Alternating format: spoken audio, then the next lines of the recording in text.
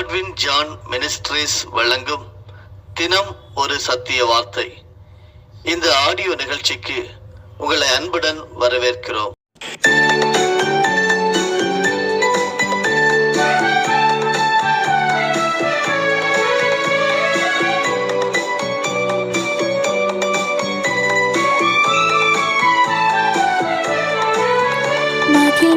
மகிழ்வோம் தினமாக மகிழ்வோம், இசுராஜன் நம் சொந்தமாயினார்.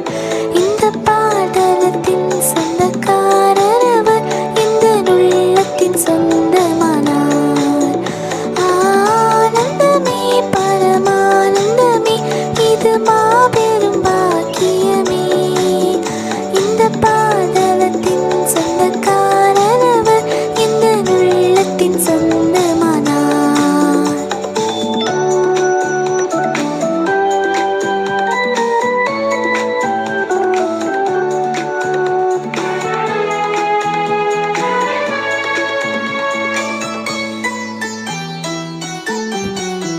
சின்னஞ்சிறு வயதில் என்னை குறித்து விட்டார், தூரம் போயினும் கண்டு கொண்டார்.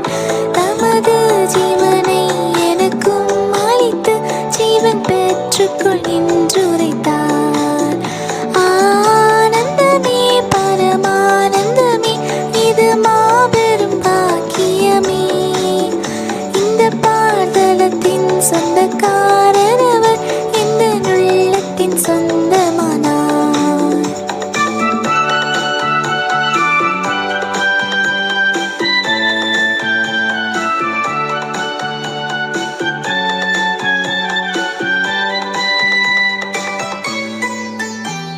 பிரியமானவர்களே, பெத்லஹேமில் பிறந்த கிறிஸ்து இயேசுவின் நாமத்தினாலே வாழ்த்துக்கள். தினம் ஒரு சத்திய வார்த்தை.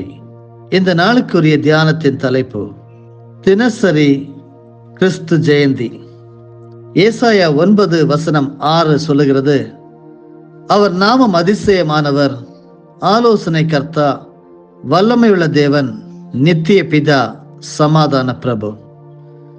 தியான பகுதியாக லூக்கா 2 அதிகாரம் முதல் 14 வசனங்களையும் படிக்க கேளுங்கள். அந்நாட்களில் உலகமெங்கும் குடிமதிப்பு எழுதப்பட வேண்டும் என்று அகுஸ்து ராயனால் கட்டளை பிறந்தது. சீரியா நாட்டிலே சிரனேயு என்பவன் தேசாதிபதியாய் இருந்தபோது இந்த முதலாம் குடிமதிப்பு உண்டாயிற்று. அந்தபடி குடிமதிப்பு எழுதப்படும்படிக்கு எல்லாரும் தங்கள் தங்கள் ஊர்களுக்கு போனார்கள்.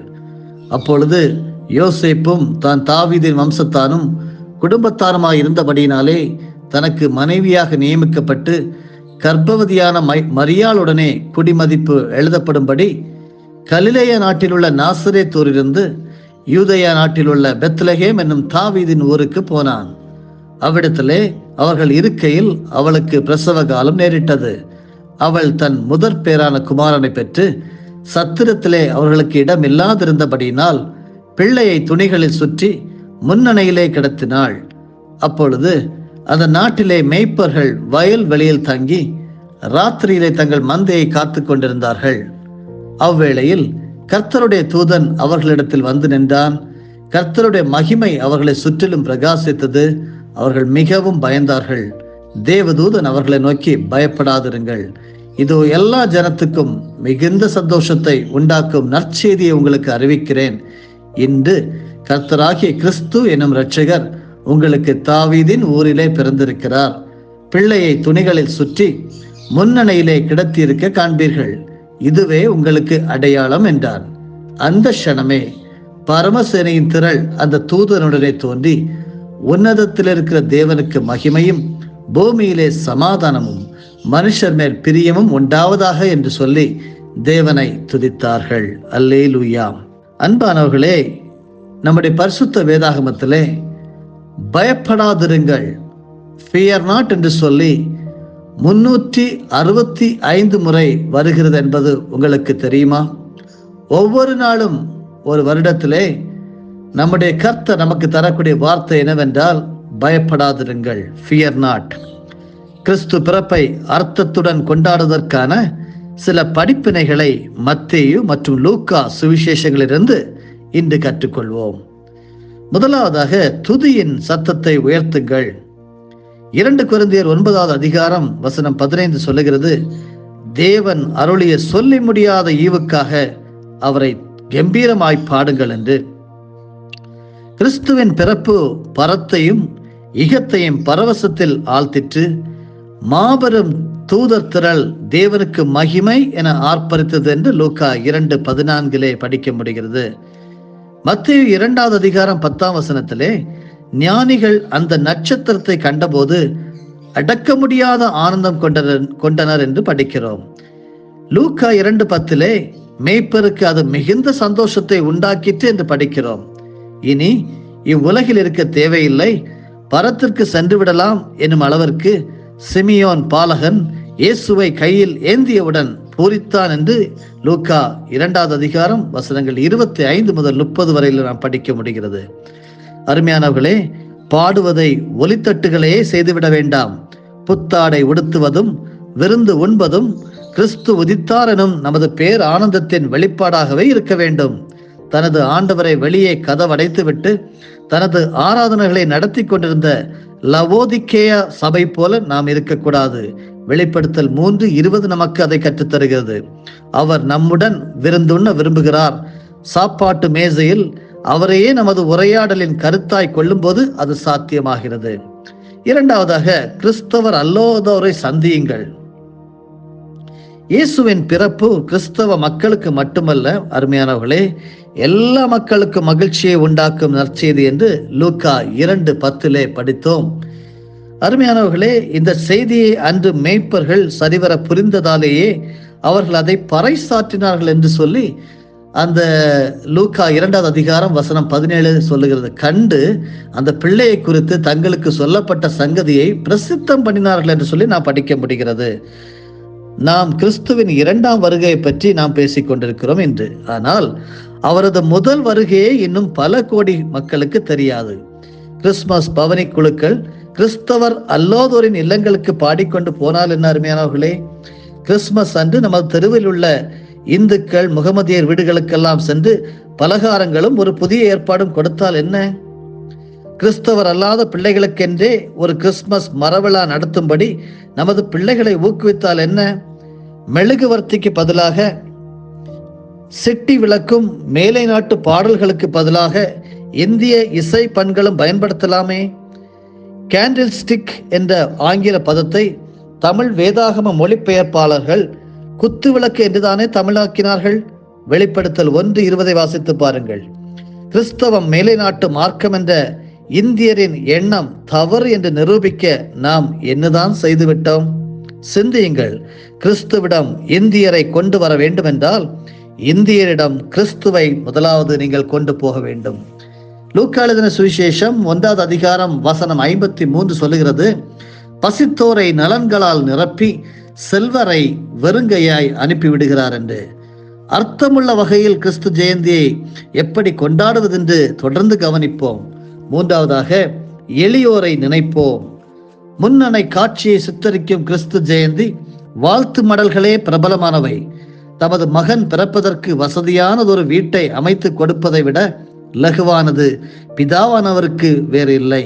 ஆனால் அவர் கிறிஸ்துவின் வாழ்வின் முதல் அத்தியாயத்திலிருந்தே ஏழைகளின் இல்லாதோரின் தேவன் என்று தம்மை உலகிற்கு காட்ட விரும்பினார்.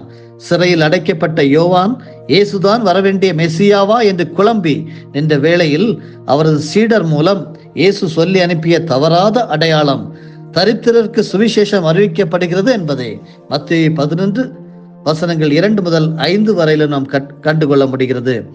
வட்டத்திற்கு வெளியே எளியவரை நிறுத்திவிடும் கிறிஸ்து ஜெயந்தி கொண்டாட்டம் தேவனுக்கு முன் அர்த்தமற்றது. உணவு, உடை, உறைவிடமற்றோர் இந்தியாவில் மற்றும் பல தேசங்களிலே எண்ணிலடங்காதோர் உள்ளனர். அவர்களுக்கு நாம் செய்யும் எதுவும் கிறிஸ்துவுக்கே செய்யப்படுவதாம். மத்தேயு 25வது அதிகாரம் 34 வசனம் முதல் 40 வசனம் வரையிலும் படித்து பாருங்கள். சற்றும் எதிர்பாராத முடிவினால் அந்த செல்வந்தன் வதைக்கப்பட்டு கொண்டிருக்கையில், மகனே, நீ மண்ணுலகில் உயிரோடு இருக்கும் காலத்தில் நல்லவைகளை அனுபவித்தார், லாசருவும் அப்படியே தீமைகளை அனுபவித்தான், அதை நினைத்துக்கொள் என்பதே ஆபிரகாம் அவனுக்கு கொடுத்த விளக்கம். லூக்கா 16:25 சொல்லுகிறது. தனக்குள்ளதில் பாதியை எளியவருக்கு கொடுத்துவிட சகேயு முன் வந்த அதே வேளையில் இயேசு அவனுக்கு ரட்சிப்பையும் பிள்ளை என்கிற உரிமையையும் அன்று உறுதியளித்தார் என்று லூக்கா 19:8-9 படிக்கிறோம். அருமையானவர்களே, தாம் பிறப்பதற்கு இயேசு ஓர் எளிமையான இடத்தை மட்டுமல்ல, ஓர் எளிய குடும்பத்தையும் தெரிந்து கொண்டார். ஒரு ஆட்டுக்குட்டியை கூட பலியாக கொண்டு வர முடியாததால் அவரது தாயார் 2 புறா குஞ்சுகளை மட்டும் கொண்டு வந்தார்கள் என்று லூக்கா 2:23-24, லேவியராகமம் 12:2-8 படிக்கிறோம். முடிவில் அவர்கள் தனது மகன் தன்னையே ஓர் ஆட்டுக்குட்டியாக பலியாக்க இடமளித்தார்கள். ஏழைகளை சிரிக்க வைக்க இந்த கிறிஸ்துமஸ் காலத்தில் நாம் எதை தியாகம் பண்ணுகிறோம்? நம்மை செல்வந்தராக்க இயேசு தரித்திரர் ஆனாரே. 2 கொரிந்தியர் 8:9 கற்றுக்கொள்கிறோம். கேட்டுக்கொண்டிருக்கின்ற அருமையான பரிசுத்தவான்களே, கிறிஸ்துமஸ் அன்று கடமைக்காக கூடுதல் சில இட்லிகளை பிச்சைக்காரருக்கு போடுவதும் சிறைவாசிகள் மற்றும் முடமானோருக்கு மிட்டாய் கொடுத்து திரும்புவதும் போதாது. அருமையானவர்களே, அடுத்த 11 மாதங்கள் எளியவர் பசியோடும் சிறைவாசிகள் பார்க்கப்படாமலும் இருக்க விட்டுவிடலாமா? கிறிஸ்துமஸ் உணர்வானது என்றும் தொடரட்டும். ஒவ்வொரு மாதமும் ஏழைகளுக்கென்று கொஞ்சம் பணத்தை ஒதுக்கி வையுங்கள். அவர்கள் கண்ணீரை துடைப்பது தேவனுக்கு மகிழ்ச்சியை கொடுக்கும். அருமையானவர்களே, வேர்ல்ட் விஷன் என்னும் தன்னார்வ தொண்டு நிறுவனம் என்கிற பிரபலமான ஒரு நிவாரண பணி இயக்க நிறுவனர் டாக்டர் பாப் பியர்சன் அவர்கள் கதறல் நம்முடையதாகட்டும். என்ன கதறது? இறைவனது இதயத்தை நொறுக்கும் காரியங்கள் எனது இதயத்தையும் நொறுக்கட்டும் என்று சொல்லி, எளியவருக்கு வாரி வழங்குவோருக்கு என்றுமே கிறிஸ்துமஸ் தான். ஜெபம் செய்வோம். நல்ல ஆண்டவரே, பெத்லகேமிலே இரட்சகராக எங்களுக்காக பிறந்து வந்தவரே, உமக்கு ஸ்தோத்திரம்.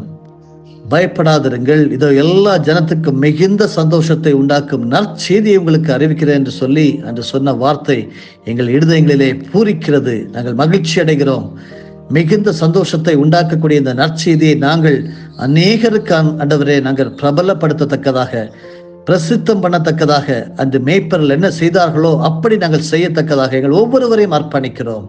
புத்தாடை உடுத்தி கிறிஸ்துமஸை கொண்டாடுவது மட்டுமல்ல ஆண்டவரே, நீங்க கற்றுத்தந்த எல்லா எளிய காரியங்களை நாங்கள் மிக சிறப்பாக செய்து உம்மை நாங்கள் மகிமைப்படுத்த, உம்மை பிரியப்படுத்த கர்த்தர் எங்களுக்கு உதவி செய்ய வேண்டுமா ஜெபிக்கிறோம். பயப்படாதே என்று சொல்லி எங்களுக்கு கட்டளை கொடுத்தீரே. பயந்து கொண்டிருக்கிற காரியங்கள் எல்லாவற்றையும் உடைய திருப்பாதத்தில் வைக்கிறோம். ஆண்டவரே, நீங்க எங்களுக்கு வெற்றியை தந்திருக்கிறீர். ஒரு ஜெயத்தின் வாழ்க்கை, ஆசீர்வாதமான வாழ்க்கையை நாங்கள் தொடர்ந்து கண்டுகொள்ள கர்த்தர் உதவி செய்யும். இயேசுவின் மூலமே ஜெபிக்கிறோம் நல்ல தந்தையே, ஆமென். என் ஆத்துமாவே கர்த்தரை ஸ்தோத்தரி, என் முழு உள்ளமே அவருடைய பரிசுத்த நாமத்தை ஸ்தோத்தரி. என் ஆத்துமாவே கர்த்தரை ஸ்தோத்தரி, கர்த்தர் செய்த சகல உபகாரங்களையும் மறவாதே. ஆமென். இந்த சூழ்நிலையும் அவர் அன்பினின்று என்னை பிரிக்காது காத்துக் கொள்வார்.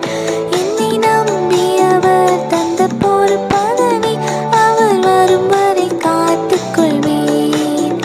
ஆனந்தமே பரமானந்தமே, இது மாபெரும் பாக்கியமே. இந்த பாதலத்தின் சொந்தக்காரர் அவர், இந்த உள்ளத்தின் சொந்தமானார்.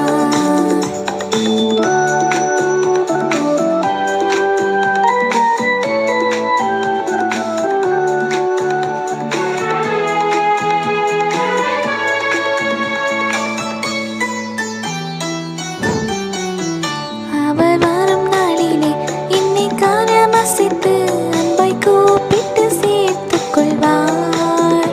அவர் சமூகமதில் அங்கே அவருடனே ஆடி பாடி மகிழ்ந்திடுவேன்.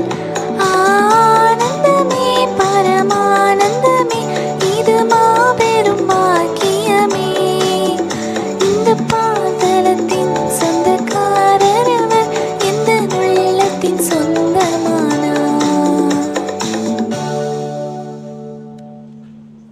நம்முடைய ஆண்டவராகிய இயேசு கிறிஸ்துவின் மூலமாக உங்களை நாங்கள் மனமாற ஆசீர்வதிக்கிறோம்.